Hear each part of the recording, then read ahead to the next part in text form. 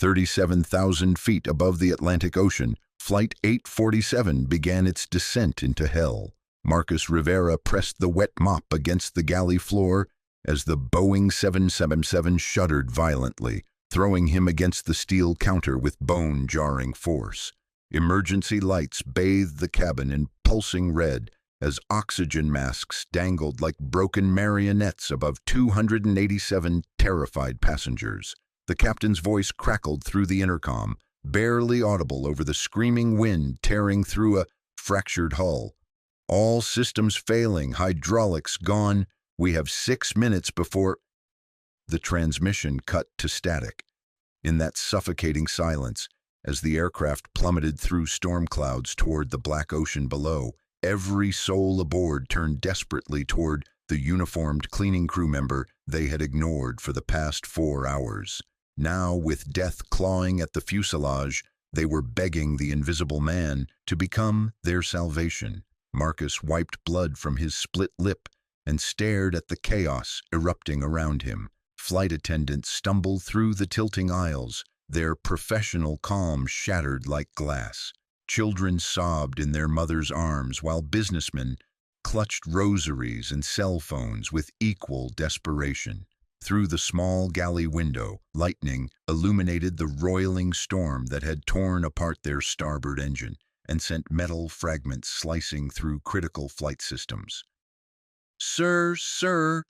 A woman in first class twisted in her seat, mascara streaming down her cheeks as she spotted Marcus through the curtain divider. "You, the cleaning man, can you help us, please?" Her voice broke on the last word, raw with the kind of terror that strips away every pretense of social hierarchy.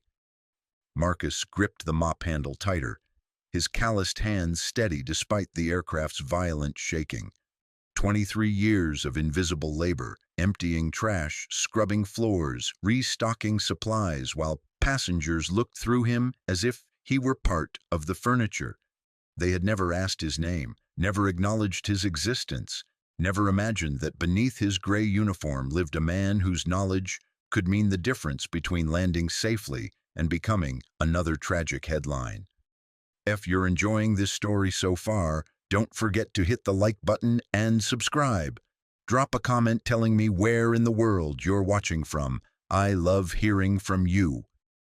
The plane lurched again, dropping 300 feet in a sickening freefall before the remaining engine caught, buying them precious seconds.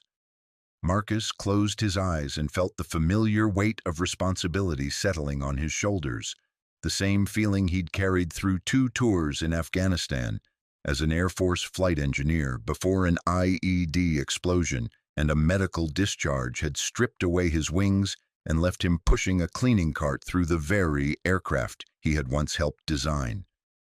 "Fix this or we all die," someone screamed from the passenger cabin, the words cutting through the mechanical groaning of failing systems. "Somebody has to know what to do." Marcus Rivera set down his mop, straightened his shoulders, and stepped toward the cockpit door. 6 minutes until impact. 287 souls counting on a miracle. And for the first time in 8 years, the invisible man was about to remind the world exactly who he used to be.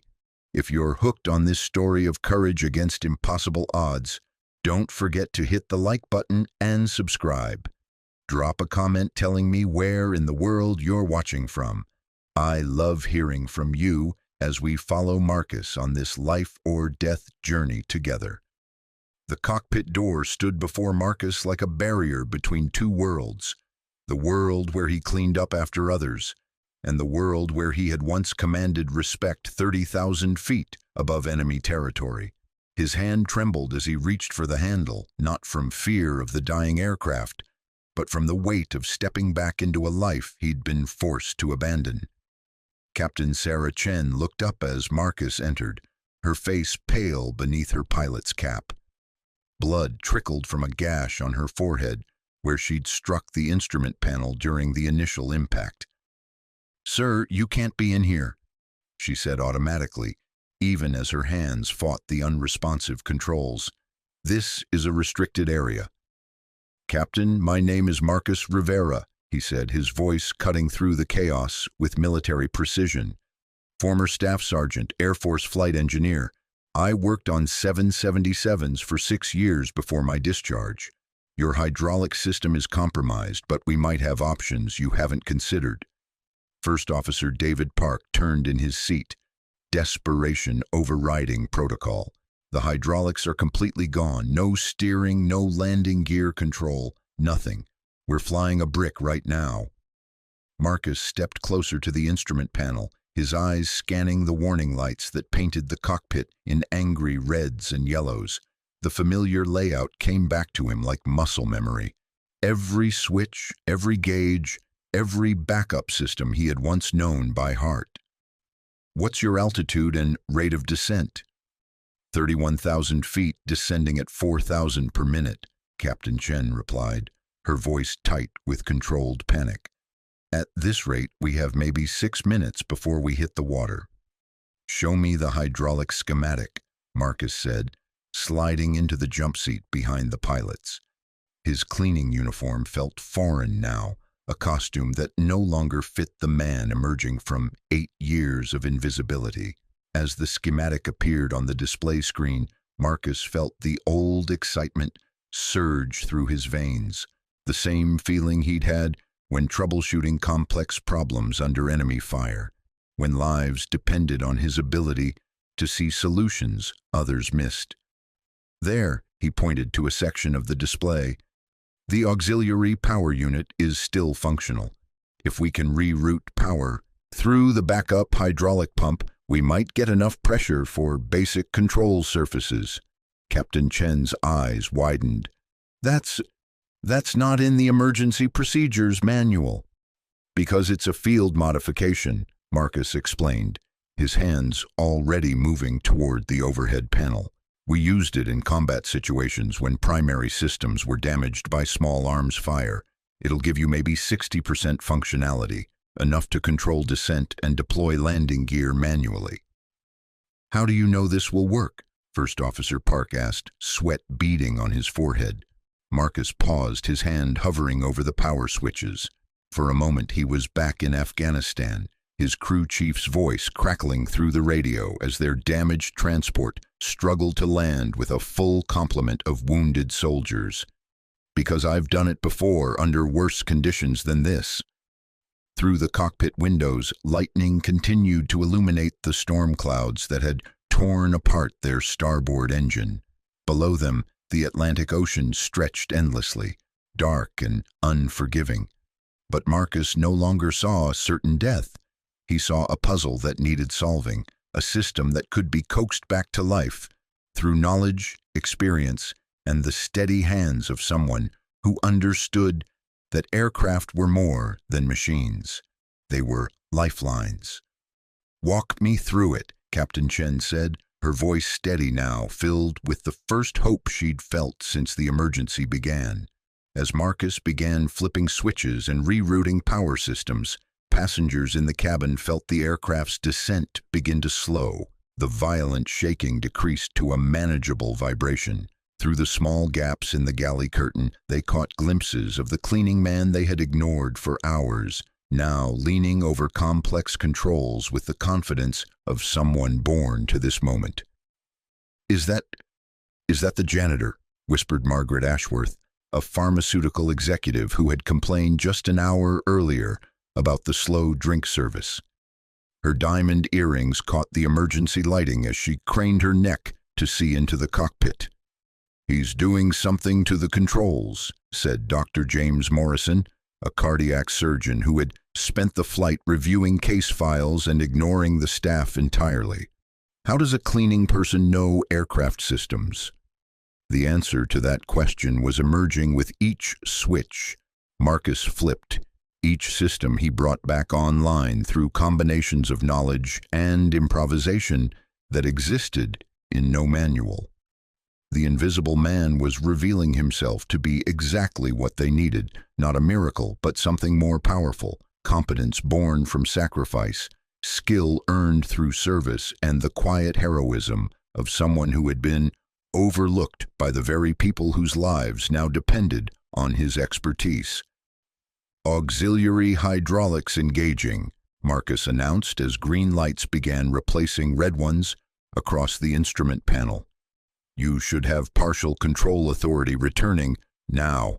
Captain Chen's hands moved on the yoke, and for the first time since the emergency began, the aircraft responded to her input. The nose lifted slightly, transforming their death dive into a controlled descent. "It's working," she breathed, disbelief and gratitude mingling in her voice. Who are you, really?" Marcus looked out at the storm-tossed ocean below, then back at the two pilots who were seeing him clearly for the first time. "Someone who used to matter," he said quietly, "before I became invisible." But as the aircraft continued its precarious descent toward the nearest emergency runway, still 200 miles away, Marcus knew that his visibility had returned with a vengeance. The question now was whether the world would see him as the hero who saved 287 lives, or find new ways to render him invisible once again. In the passenger cabin, word was spreading row by row that their salvation had come from the least likely source imaginable.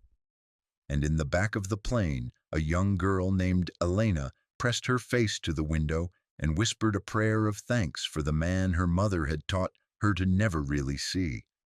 The hardest part wasn't over, it was just beginning. If you're hooked on this story, make sure to subscribe and turn on notifications so you never miss an upload. Your support means everything and helps me bring you more emotional stories like this one. If you're riveted by this incredible story of hidden expertise and second chances, make sure to subscribe and turn on notifications so you never miss an upload. Your support means everything and helps me bring you more emotional stories like this one. The emergency runway at Halifax International appeared through the storm clouds like a thin strip of salvation, but Marcus knew their ordeal was far from over. With only partial hydraulic pressure and no guarantee the landing gear would deploy, they were attempting what aviation experts would later call controlled flight into terrain, a polite term for a crash landing that might or might not be survivable. "Gear down," Captain Chen announced, her voice steady despite the sweat beading on her forehead. Marcus watched the indicator lights with the intensity of a man who understood that the next 60 seconds would determine whether 287 people lived or died. 2 green lights illuminated, main gear deployed. The nose gear light remained stubbornly dark. "Nose gears not locked," First Officer Park reported, his voice tight. "We're looking at a nose wheel up landing." Through the cockpit windows, emergency vehicles raced across the tarmac below, their red and blue lights cutting through the rain like scattered jewels. Fire trucks, ambulances, rescue teams, all waiting for an outcome that hung by the thinnest of threads. "Can we manually release it?" Captain Chen asked. Marcus was already unbuckling his harness.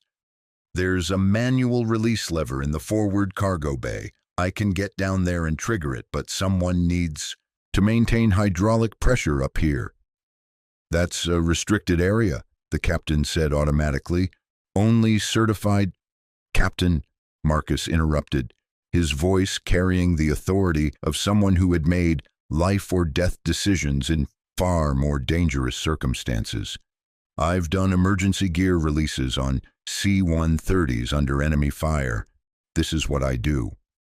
As Marcus disappeared from the cockpit, word of his plan spread through the passenger cabin like wildfire. Margaret Ashworth, the pharmaceutical executive, found herself gripping the armrest as she watched the man she had barely noticed for 4 hours, crawling through a maintenance hatch to save all their lives. "I never even asked his name," she whispered to Dr. Morrison beside her. In the cargo bay, Marcus worked by feel in near total darkness, his hands finding the manual release mechanism through muscle memory that transcended the years between his military service and this moment. The aircraft shuddered around him as Captain Chen fought to maintain their glide path, every vibration a reminder that they were minutes from either triumph or catastrophe. Above him, passengers who had spent the flight checking emails, making deals, and discussing their important lives in important voices now sat in silence, their fates resting in the hands of a man they had rendered invisible through indifference. The manual release lever fought him at first, corroded from years of disuse. Marcus braced his feet against the cargo bay wall and pulled with everything he had, feeling the mechanism give way with a metallic snap that echoed through the fuselage. "Nose gear down and locked!" First Officer Park's voice crackled through the intercom, and for the first time since the emergency began, passengers allowed themselves to believe they might live to see another day. Marcus climbed back into the cockpit as Halifax's runway rushed up to meet them. "Nice work," Captain Chen said, her voice thick with gratitude. "When we get down, I want to know your full story."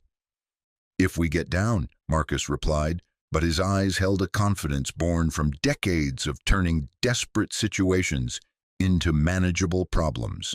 The landing was harder than any commercial flight was supposed to be, the aircraft hitting the runway with a bone-jarring impact that sent carry-on luggage tumbling from overhead bins. But it was a landing, not a crash. The emergency slides deployed automatically, and 287 passengers who had begun the day as strangers united by nothing more than a shared destination found themselves bound together by something far more profound, the gift of life, delivered by hands they had never bothered to notice. As emergency crews surrounded the aircraft and passengers began their evacuation, Marcus stood in the galley where his day had begun with a mop and bucket. Through the small window, he watched his fellow survivors sliding down the emergency chutes, many of them looking back at the plane with expressions of disbelief and gratitude. "Sir!" Margaret Ashworth appeared at his elbow, her expensive silk blouse torn and her perfect makeup smeared, but her eyes bright with something he had never seen from a passenger before. Recognition. "I need to know your name. Your real name." "Marcus Rivera," he said simply. "You saved us." She gripped his arm with surprising strength. "All of us. And we didn't even see you before this happened." Other passengers gathered around him now. Dr. Morrison, the cardiac surgeon who had ignored him completely during boarding. Elena, the 8-year-old girl who had been traveling alone to see her grandmother.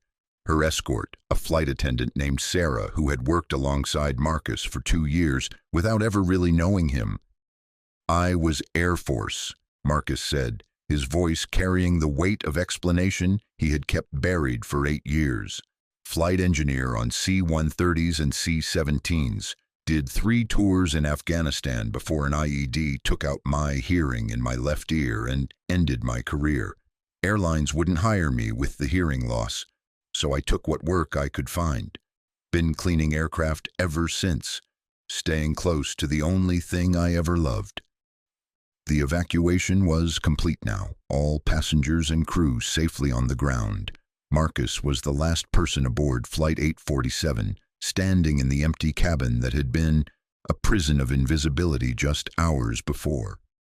As he walked toward the exit, his footsteps echoed in the silence, no longer the sound of someone trying not to be noticed, but of a man who had reclaimed his place in a world that had forgotten his value.